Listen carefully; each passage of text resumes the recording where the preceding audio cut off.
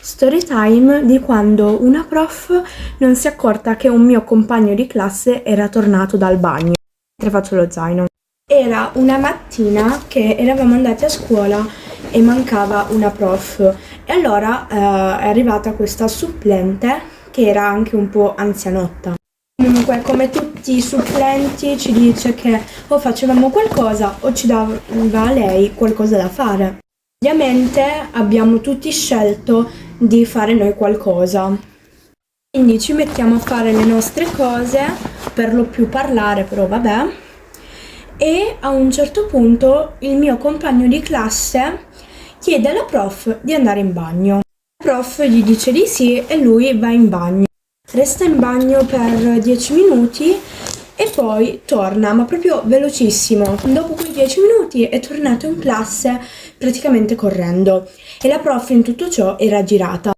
Subito dopo la prof dice: ma dove è andato? E esce fuori dall'aula.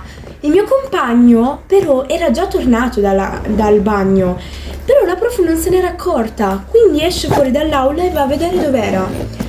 Quando torna, che è stata fuori tipo per 2 minuti, quando torna e vede il mio compagno di classe, gli dice: ma dove eri stato?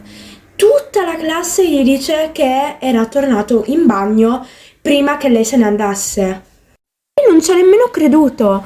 Tutta la classe gliel'ha detto e non ci ha creduto. Poi la cosa strana è che eravamo pure al primo banco.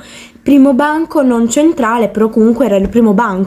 Io stessa gliel'ho detto, la prof infatti era davanti a me e gliel'ho detto che il mio compagno era tornato prima che lei uscisse dall'aula per vedere dove era andato.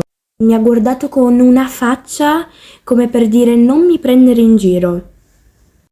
E niente, poi abbiamo continuato a fare le cose che stavamo facendo e basta.